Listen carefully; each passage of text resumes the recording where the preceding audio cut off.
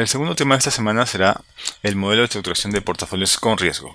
A lo largo de la presente sesión revisaremos los objetivos del tema, pasaremos posteriormente a efectuar un repaso de los principales indicadores de riesgo, entre ellos la varianza, la desviación estándar, la covarianza y el coeficiente de correlación. Posteriormente haremos la revisión del cálculo de la rentabilidad de un portafolio y la medición de riesgo de los portafolios de inversión. Finalmente, presentaremos las conclusiones de la presente sesión. Entre los objetivos buscados en la presente sesión son efectuar un repaso de las principales variables de riesgo, la varianza, la desviación estándar, la covarianza y el coeficiente de correlación, seguido de calcular la rentabilidad de una cartera de inversión y por último calcular el riesgo de una cartera de inversión. El primer indicador de riesgo es la varianza, la cual emplea todos los datos y es la diferencia entre el dato y la media, considerando como dato a las rentabilidades diarias de los activos que conforman el portafolio. La varianza, representada por delta griega sigma al cuadrado, de una variable aleatoria es una medida de dispersión definida como la esperanza del cuadrado de la desviación de dicha variable respecto a su media. Esta medida en unidades distintas de las de la variable. Por ejemplo, si la variable mide una distancia en metros, la varianza se expresa en metros al cuadrado. La desviación estándar es la raíz cuadrada de la varianza y es una medida de dispersión alternativa expresada en las mismas unidades de los datos de la variable objeto de estudio. La varianza tiene como valor mínimo 0. Para nuestro análisis, el conjunto de datos es el proveniente de las rentabilidades diarias de cada activo a ser analizado. El término varianza fue acuñado por primera vez por el señor Ronald Fisher en un artículo publicado en enero de 1919. La segunda medida de riesgo es la desviación estándar o desviación típica, denotada por la letra griega sigma o la letra S. Es una medida de grado de dispersión de los datos con respecto al valor promedio. Dicho de otra manera, la desviación estándar es simplemente el promedio o variación esperada con respecto a la media aritmética. La desviación estándar de un conjunto de datos es una medida de cuánto se desvían los datos de su media. Esta medida es más estable que el recorrido y toma en consideración el valor de cada dato. Se define como la raíz cuadrada de la varianza de la variable. Para nuestro análisis, el conjunto de datos es el proveniente de las rentabilidades diarias de cada activo a ser analizado, como ya hemos dicho. En probabilidad y estadística, la covarianza es un valor que indica el grado de variación conjunta de dos variables aleatorias. Es el dato básico para determinar si existe una dependencia entre ambas variables y además es el dato necesario para estimar otros parámetros básicos como el coeficiente de correlación lineal o la recta de regresión.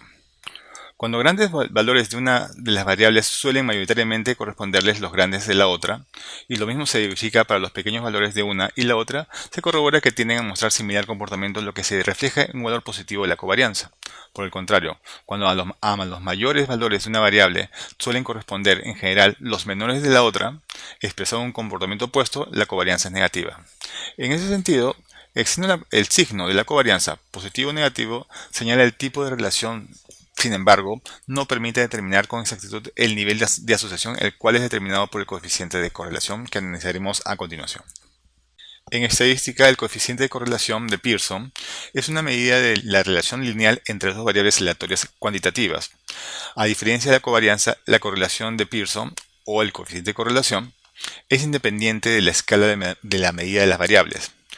De manera menos formal, podemos definir el coeficiente de correlación como un índice que puede utilizarse para medir el grado de relación entre dos variables siempre y cuando ambas sean cuantitativas. ¿Cuáles son los valores posibles para el coeficiente de correlación? El rango de valores para el coeficiente de correlación entre dos variables va desde -1 hasta +1.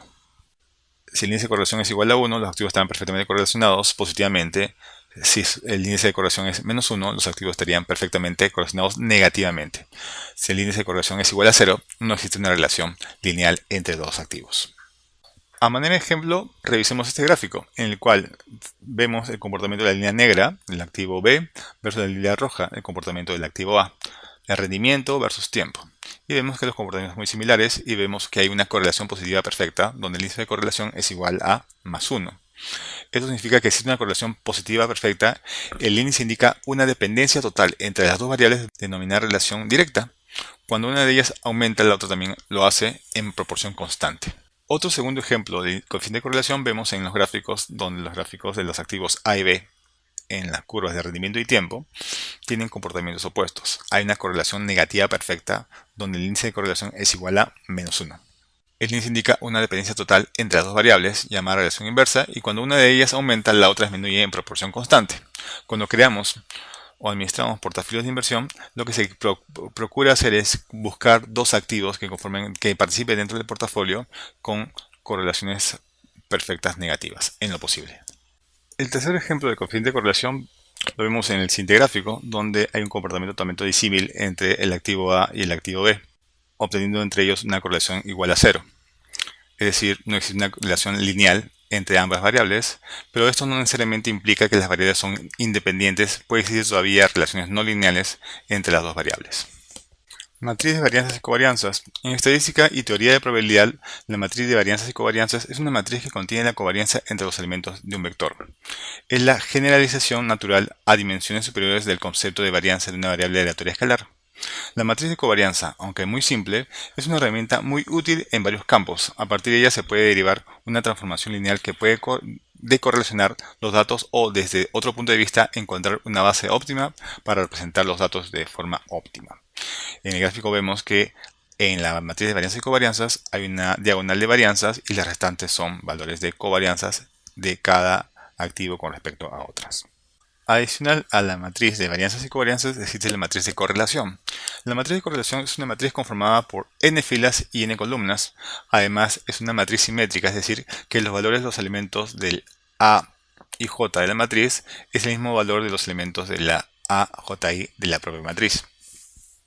La matriz de correlación nos implica cómo se encuentran relacionadas cada una de las variables con otra variable. Su diagonal siempre contendrá el valor de 1. Si tienen un valor de 0, nos indicará que no tienen ninguna relación con esa variable, por lo menos no lineal. Es decir, puede que tenga una relación cuadrática o de otro grado. Cuando la correlación es positiva, eso nos indica que su proyección de la relación lineal va a depender de acrecer conjuntamente con la otra variable. Cuando la correlación es negativa, eso nos indica que su proyección de la regresión lineal va a tender a decrecer conjuntamente contra la otra variable. Habiendo analizado los indicadores estadísticos de riesgo, vamos a analizar la rentabilidad de un portafolio de dos activos con riesgo. Partimos de un portafolio conformado por rentabilidades 1 y 2 para cada activo y pesos de proporción de fondos en los activos 1 y 2. En general, la rentabilidad de un portafolio de dos activos con riesgo es la media ponderada de la rentabilidad de ambos activos.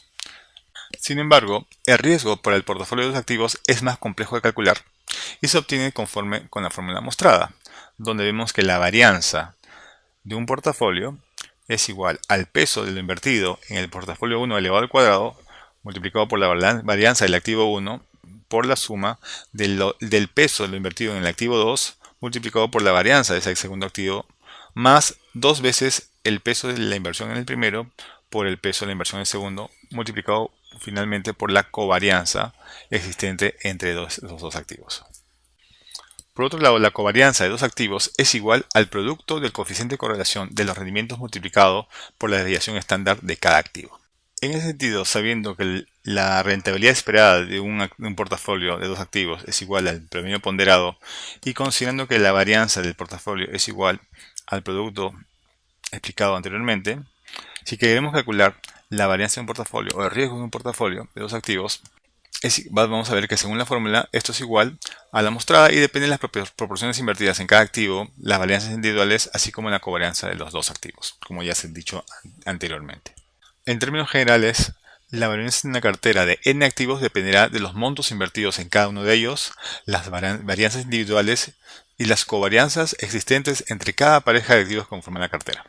Por lo tanto, el cálculo de una varianza en una cartera de n activos es una fórmula bastante compleja de utilizar. Teniendo en consideración las fórmulas analizadas anteriormente, pasemos a revisar un ejercicio numérico. Calculemos la combinación de la varianza mínima para un portafolio de dos acciones.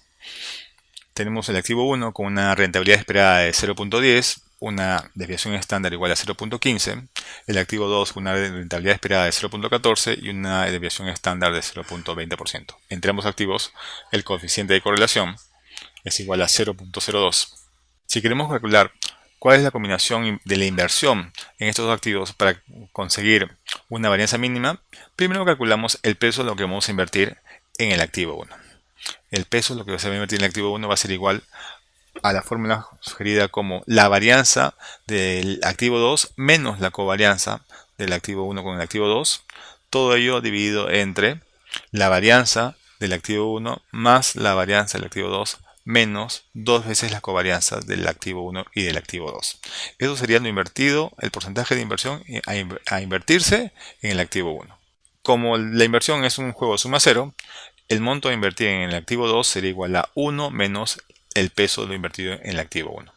Una vez ya obtenida la fórmula, pasemos a reemplazar los datos y vemos en función de los reemplazos de las varianzas, desviaciones estándares, coeficientes de correlación, vemos que el monto a invertirse en el activo 1 será el 67.33% del total al invertirse en el portafolio. Y por diferencia, el monto a invertirse en el activo 2 será igual a 32.67% del monto total a invertirse en el portafolio.